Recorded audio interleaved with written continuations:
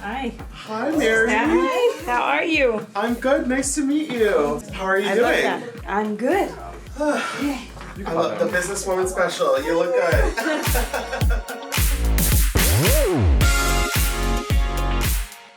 Hey everyone, welcome back to the Mention It All podcast. We are deep into the season of Real Housewives of Salt Lake City, and I am so excited to have here another one of our OG Salt Lake ladies for the first time, Mary Cosby. Welcome to the show. Thank you. How Thank you are for having me. I'm good. I am so glad to finally get you in the studio. We've had a lot of your fellow Salt Lake ladies over the years. Good. And you have been highly requested. So people that's an honor. People love some Mary Cosby these days. Good. I think you're having a little bit of a moment. I hope so. I mean, I love them right back, you know. I always have. I think I'm more open, and I'm more opening up and more dropping my walls. Mm-hmm. So people are liking it, I think. And I think that over the, it's season 6 of the show, you were there from day one. You took some time off. You came back a few seasons ago. Mm-hmm. I think people really recognize that kind of shift that you've had over the years of feeling maybe more comfortable, maybe a little more open, and just kind of like jumping into whatever comes next on the experience. Because this show throws a lot of stuff at you. Yeah. It's I wouldn't say a challenge, but I think the hardest part is opening up to the people and being vulnerable and being who you like really are, which I came in like that. And I think in the beginning people didn't understand it because I didn't know what I signed up for. I was like, I'm supposed to talk bad about her? Okay. I was like, okay, I got it. And I don't know how to do, I was like, I don't really care about her business. Like, I don't really care. There's not a lot of forums in life where it's appropriate or even encouraged to be making a shady comment, to be talking it has to be natural behind someone's back. And so I could see for somebody like you coming into this experience, you do kind of have to like learn that. Yeah, when you're not raised when you're not into it. And I think the more importantly, you have to care. You have to care about their business, even inquire or say, well, you did this and I didn't do that, but you did. It's like, I'm an adult. I'm a full-blown adult. I don't care. I have my whole life is a lot and I'm into it and I enjoy it. So what was it like in those first couple seasons for you, kind of getting used to the sort of cycle of like, okay, we are going to talk about everybody's business. I do kind of need to participate and to react and to have my own thoughts about, this person that otherwise I wouldn't be in the same room as, but like, what was it like kind of getting used to that expectation? I don't think I ever got used to it. I don't think I ever will. I get by with being myself. Am I authentically self? Mm-hmm. And sometimes I blurt out stuff. And sometimes I'm like, that happened? Or is it true? Or, just things like that. But I don't ever want to change who I am. Mm-hmm. I don't mind being to myself. I don't mind not reading people's shade or wanting to.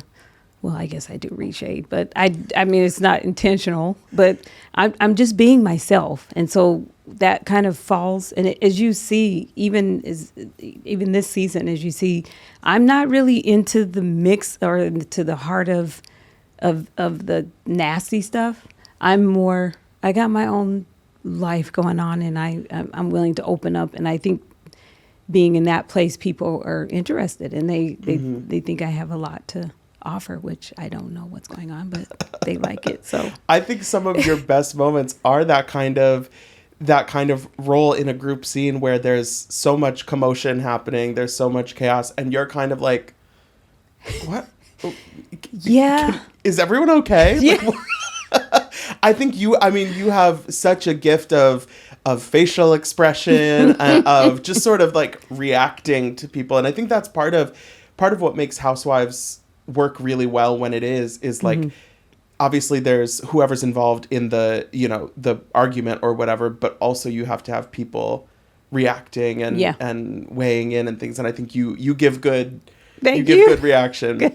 And I think they're good because they're not they're not practiced. They're just, Yes. it's just me. You know, it's like, you know, I'm just trying to make sense out of it and trying to gather my thoughts really quick because it's going down fast. And I'm like, oh, okay, this is happening. And I'm in the midst of it. And I need to like either react or walk away. Well, I think in your group especially, there are such big personalities. People have so much, you know, so much shade, so many, you know, little digs flying back and forth. Like just watching, It's enjoying. I like it. Lisa's like dismissed press conference thing, and all of the elements of that. It's like you're watching, you know, a 3-act drama in one at one table. Yeah, but at the end of the day, it's real life. And it's kind of weird because you can't believe people are really like that. You know, it's like, are you really like this? And they're like, yeah, this is me. I'm being vulnerable. And I'm like, well, that's not good. Do you know, put it down a little bit, tone it down a little bit. But yeah, it's good because Lisa's being Lisa. That's really who Lisa is. I don't even think Lisa's aware of who Lisa is, but we see it. And you know, Heather's who she is. Angie is who Angie is. I mean, I feel like we're all just kind of, we're showing people who we really are. And either you like it or you don't, you know? Oh my God. And I think it's enjoyable. When Angie said, you do French fries, I do French. Isn't that good? Like, I even had to say, I was like, I had to gather my thoughts together. Because most of the time I'm zoned out. Like, I'm just like, you know, I could. They keep you at those tables for a long time. Yeah, a long time. And I love the French fry franchise dig. That was good. She's going to put that on a T-shirt or something. You do French fries and I do franchise. That's right. I heard that. I loved it. With Lisa this season, obviously there's a lot of conversation about these, you know, different legal situations and things like that and what's in the press and all of those things. But I'm wondering for you, there are some comments that she's made in her interviews or talking to Heather about kind of her doing all these big things and having all this success and this, you know, big splashy life, and that nobody else in the group understands that, and nobody else realizes that she's doing big things. What is it like for you to see and hear those things and kind of be like, I'm here, we're all here? Well, I just feel like I said, that's really who Lisa is. And I think she really believes that.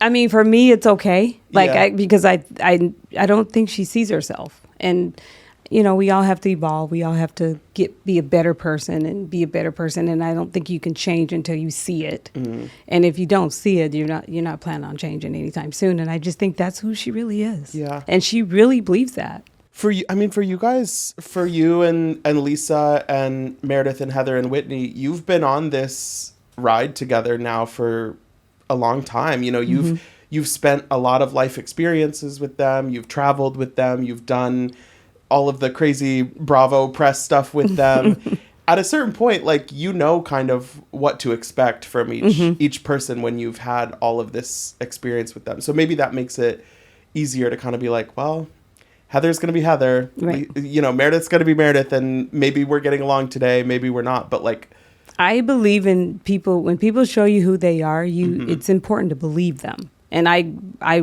go with that. I feel like that I use that in life. I feel like they're showing you who they are. It's just up to you to either accept it and believe it or try to put sense in their head. And you can't put sense in someone's head that really believes that their life is different, you know, than everyone else. You saying that when somebody shows you that, you kind of believe them and go with that. What is it like for you to kind of go through the ups and downs in a friendship, in a relationship, and really feel like you should be working on those relationships and trying to get to better understandings with people, maybe knowing that it's like, there's a side of this person that I'm never gonna enjoy, but that I still should want to be in a good place with them. How is that for you? I think that's what I do. I think I'm probably the most observant out of the group. I kind of sit back and watch each one of them and learn how they are and kind of see who they are and believe them. believe who they are. And so when they do odd behavior, I just believe it. And I'm like, God help her. I'm constantly praying for them and asking God to give them forgiveness and hope that they one day will see the light and be in reality, because I don't feel like they sometimes live in, our world. It's a whole nother place that they're living in. And I don't think I ever want to visit. I'm good. So I accept them, and I kind of befriend the person that I feel like all of them have something good about them. I mean, you can't all be like everything about you can't be bad, unless you find it. But I find the good, and I deal with that, and that's how I maintain a friendship with them without getting completely into their life, like not being like besties. Like and it's an adult way to approach friendships, that you're saying, like, I have my own stuff going on, you have your own stuff going on, we'll find the common ground where we can enjoy each other and have a good time. That's how you do it. But you don't need to rearrange your whole life to have that person inside of it. Yeah, and they're I don't know if they're that important. See, I gotta watch them. I'm sorry. You have to prioritize people, I think, and take them, meet them where they're meeting you. And if they are into you, then you get back into them. If they're not into you, then I'm not gonna lose sleep. I mean, I'm definitely gonna get my rest, and I'll see you in the morning. I don't know. No, I get it. You have stuff going on in your own life, and you mentioned you've gotten more comfortable sharing things and being open about stuff that's going on with your family and with your, the church we saw is reopening on the show. What is it like for you, kind of navigating those things, knowing that maybe you're not the most comfortable just being an open book, like some people want to put it all out there, but for you, kind of buying into this idea that people are interested in your life? I don't know if I'm buying into it. I think that I'm willing to give them a little bit. I don't give everything to anyone, like only to God. I feel like I give what I feel is necessary that might help, and I show things that could help, my neighbor, or could help my friend, could help another person, and I feel like that's necessary, and I think that's why I'm here. I feel like it's all the Lord's work, and at the end of the day, I'm here to help. I'm here to help somebody, and I know that I'm not the only one that has trials and troubles and hard times and good times, and I'm comfortable. My life is good, but it also comes with bad, and I think people should know that, and I'm willing to share that part. But there's a whole nother side of me I won't ever give up. No, I'm kidding. You're like, okay, don't get too nosy. I mean, you're the way that you shared what your son was going through last season and into this season was really, really impactful. Thank you. And I think, I hope that you were able to sort of take in some of the reaction to that and the way that people were connecting with it. Because I seen it all. It was something that, I mean, it's one thing to acknowledge that something is happening, or to like, share it in a more general way, but like to really have those conversations in a way that people feel, that they have a window into what's going on. Like that's something not everyone would do. And I think it's great that you were open to kind of sharing that. I got a lot of emails, a lot of DMs, a lot of sliding to my DMs, and they're telling me your son's doing this and your son's doing that. And I just thought, well, bring it to the forefront. Why not just display it and let them know that I know, which I didn't, but I found out with you guys, and I thought that was probably one of the most beautiful things I could have done, which we didn't even really talk about it. I don't even think we planned it. I think that the camera started rolling. We started talking. And even from day one, I told my son, never worry about the cameras. I will never take you down a road that exposes something that's you don't want to be exposed, but never worry about it. Like, always talk to me. When you're talking, look at me, focus on me, think about what we're talking about. And he does that. And I think that it translates to the audience very well. Like, he's a very good talker. He knows how to use his word. He word salads very well. But, you know, I just thought that this is an epidemic, and it's a problem in our world, and it's real, and it's happening in my home. And so what else could I have, you know, I mean, I'm not going to sit there and pretend. Right. You know? And I think that even when you, like you said, you didn't talk about in advance what that conversation was going to look like, or how it was going to play out. And that, you know, you can be open to having the conversation, but that doesn't always mean it's going to go exactly the way you want it to. And, I know, you know, but that's I never plan. Yeah. All my scenes, they're just in that moment, they're happening. Even with my cousin, like, he's my brother, but he's my cousin, but I call him my brother, Big Joe, in the scene of the church scene when we were talking. We didn't plan that. We just sat down and talked. And I tell everyone that films with me, don't worry about the cameras. Just talk to me and be authentic and give the world something. Have depth and have feeling to what you're meaning, because why else are we here? Why are we behind these cameras? You know, it's not just for me to be somebody important. It's for me to help. And I really believe that. I'm curious for you. So the church reopening after a couple years, I know that's a really exciting thing in your life.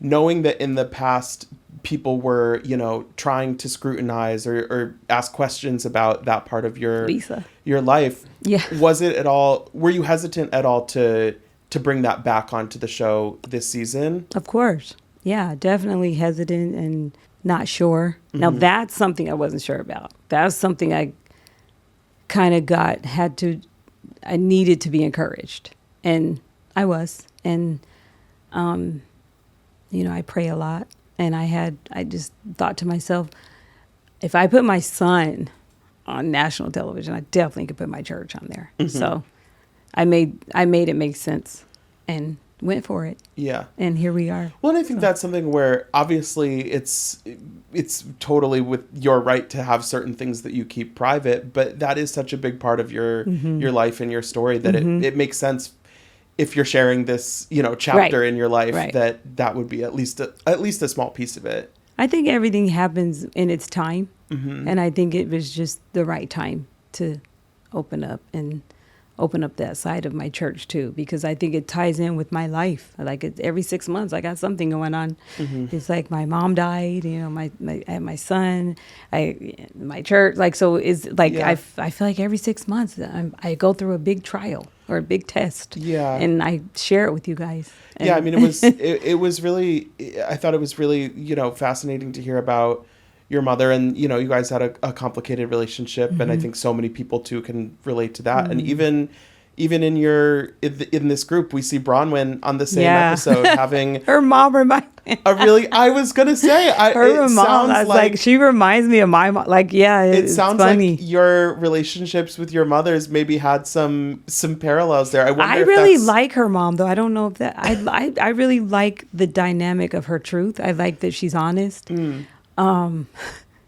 She can throw it, though. She knows that she's good. But I think so can Bronwyn, and I think that's where she got it from. Obviously, we're just scratching the surface of their relationship, but it feels like there is love there, and they just maybe aren't exactly lining up on how to express that. I think it helps us see where Bronwyn gets it from, because I think Bronwyn I think our moms are our example, and we can choose to either go down their path and be like them, or we can choose not to and make a conscious decision. I think, because when Bronwyn was like, I don't want to be like that, you know, and I get that. I didn't want to be like my mom. My mom was my example of how not to be and lead your life and live it, you know, because they strongly put their opinion and put their way on you and expect it from you, and you feel like you're letting them down or you're disappointing them. But when my mom turned away from me, she did not want to reconcile. She didn't want to talk it out. I'm the talker. I like to talk it out. I like to, you know, get through it. Let's get to the nitty gritty. What's the problem? She didn't want that. And that taught me not to be like that. And I've refused to be like her with my son. And I think that's why we do have a good relationship. That's why we do have a good communication style, you know? Right. That maybe not everything is perfect all the time. Right. But that you can talk through the issues that do arise so that it doesn't fester into something for the next 20 years or whatever. Yeah, and they're not afraid. Mm-hmm. They're not afraid to tell you and open up and tell you their dark stuff. Like that's something I think you have to build with your child. You just don't, like, because you'll turn around one day and they're full blown adult like me, and they have problems with, they don't like the way you raise them or something. I didn't want that with my child because my mom was like that. She she didn't really care what we had to say. She cared what I had to say because I always had something to say. You could give it back to her. Yeah. I did, but I was raised not to disrespect my mom, so I didn't. You definitely respect them and you don't talk back, but I always saw the truth out of what she was saying. Even to this day, I've never lied to my son, ever. Mm. And my mom always lied to me. And I just feel like little things like that is so important to, have, I don't know, the outcome of your life and your relationships. And I think that falls back to having a mom like that. Yeah. I mean, it's been interesting, too, to hear Angie talk a little bit about, her relationship with her mom growing up. Mm-hmm. And obviously she, isn't around anymore, but she has such a lovely relationship with her dad. Mm-hmm. Like, that is such a beautiful, like, warm thing to see. And I think it's cool to see within this group, like, how those different relationships and challenges and things have affected all of you, and maybe how you can find common ground over those experiences. I think we have. Yeah. Because I feel like I mean, obviously I'm close to Angie, but I feel like I'm close to Bronwyn as well. Like, I really like Bronwyn. Like, she's cool. I think she's a great addition to the show. Like, she's brought us so much. You both bring the fashions. Yeah. Not the costumes.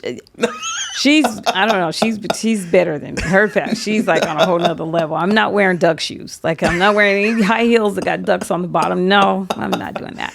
But I appreciate it. Oh yeah. I appreciate what she brings in her style, her fashion, her mind. I think she's very, very well spoken. And I enjoy her. I don't understand what Heather's problem is. Yeah, I like Bronwyn. I was going to ask about that because I think they had their issues last season too, and then this on the camping trip, there was that kind of understanding of Heather talking about her daughters leaving the house and Bronwyn responding to that. Yeah, and I thought Bronwyn didn't align with what Heather was saying. I think some kind of way something got missed because Bronwyn kind of, I don't know, she was like, well, that's not me, and I could never, I don't want my daughter to leave. And Heather's like, I was like, did you not just hear what she just, are we in the same conversation? Or are we, so I think Bronwyn may have been cooking or something and maybe just sat down and just start talking. I don't know. But I feel like that's, when you're in those group scenes, sometimes, like you said, you'll space out and then it's like, oh, if you check back in at the wrong time, it can be dangerous. I do it all the time. That's between you and I. Don't ever tell anyone. I'm always checked out. I'm like, what happened? What? But yeah, that can happen. But I think those can be some great comedy moments. Yeah. Sometimes some great drama moments. You never know what you're going to get. I love your shoes, by the way. Sorry, you. I had to say that. You look nice. Thank you. We'll do the shoes. Yeah, they're cute. They're so good. That green. Thank you. It's good. Thank you. Yeah, I mean, you've had some looks in your time. What is it? How much thought do you put into, I'm going to an event on the show, I'm doing my confessional interview on the show? Like, do you look at the season as a whole? Do you just kind of go into the closet every day and see what's poppin'? I do a lot of thinking about what I have, what I'm excited to wear, what I bought that I haven't worn it since I bought it. And I just love getting dressed. I've been loving to get dressed and go somewhere since I was, like, when I was like in kindergarten, I used to just change my clothes all day. My mom said I would leave a trail of clothes because I would change into a new outfit. So getting dressed for me is exciting. I still, I mean, make sure you follow with the bath and, you know, you have to smell good. And you can't get dressed and you have the same underwear on. But I mean, I try to, you know, just that whole thing, the whole building up to it is exciting. And I've always loved clothes. I've always loved fashion. I've always loved, and I think about it first. It's like a thought process. I think about what I could wear, what would it look good, what shoes do I have, and then I go and execute. And then I get dressed and I'm like, this looks horrible. Sometimes it's like this. Well, it's hard too because sometimes the vision is there, but then on camera it's not That's right. Or That's right. you have to think about a lot. Yeah, it's true. But I'm not wearing Doug shoes. Okay. So we're good. We're still good. You're not wearing the like costume to the airport. Yeah. Exactly. Yeah, I don't know what that. Do you think from when you started the first couple seasons you were on the show to now, do you think you put more or less thought into how you're going to show up on the show, how you're going to approach a situation, what you want to share? Has it gotten easier for you, or do you think it's more complicated now? Well, it's easier in the sense of just knowing, okay, we're going to film. It's almost like not work, but work. You know what to expect. Perfect. But it's harder in the way that every year you get closer to the women. You get closer to some of them. You get, you learn to start loving them. And me personally tries to hold that back. I'm like, no, I don't want to feel anything, so I can just keep just losing my mind and saying what I want and, you know, just doing whatever. But that gets harder. Yeah. When you're with them, filming and traveling and being with them, and a portion of your life is with them. And so, you know, they become real friends and they become real people, and you see them as real people, and you start to get more concerned about their feelings. And then you know that you got to make a scene, and you know you got to make it work, and you do get really angry. Yeah. And you do say things, which you'll see coming up. I say a few things to Meredith. Okay. But yeah. I mean, you and Meredith have had more ups and downs than a roller coaster, I think. I don't even know why. Like, but now she's best friends with Lisa. Mm-hmm. I don't understand. You know, I'm just trying to keep up. It's something different every year. I'm like, what? No, where did that come from? I think that's really interesting. That, like, for you, it's like being able to remove yourself from the emotional part of a situation is like a little bit of protection, and you're not going to get your feelings hurt. You're not going to get, you know, too attached. But then the longer that you're on the show, it's like, I can't pretend that I don't care about some of these people. Well, except Brittany. I mean, that you don't have to pretend that. But I mean, she's always the announcements. The unannouncements is the problem. They're announcements, but they're not. As of today, do you think she's with Jared, or is she? She's 100% with Jared. Okay. 100. I think. Okay. I could be wrong today. Let's see, what time is it? At this very at this New York time. Put the timestamp. They are together. They're probably together eating lunch. Okay. Right now. Okay. But tomorrow they'll be broke up. Exactly. And she'll. Well, I think it's hard too, because when someone new comes in a group that is really like a well-oiled machine, you want them to be bringing, you know, drama. Well-oiled? What do you mean? You guys are a great cast. Okay. People love you guys together. So when someone new comes in, it can be challenging to establish yourself. For me, it's not someone. I don't mind someone new coming in. Like I'm not like that hater type. Like that's not my energy. Like I don't mind it. Like some people just don't like new people coming in the group. They just don't like it. Yeah. It's some type of threat. It's a threat. Yeah. Yeah. For me, I don't mind that. It's just when they come in and they're annoying. Right. And it's like, stop. Like, quit it. You know, it's like you want them to just act right and just like get it. And I think that was the thing with Brittany, is that it always felt like she was trying to kind of grab that moment. That it's like, what about me? I have an announcement. It's like we're talking about something else. One time she said, "Oh, Mary, save it for the camera," and I thought, you need to be taught or skilled. I don't save anything for the camera, honey. Like the camera gets plenty. The camera is waiting for me. I'm not waiting for the camera.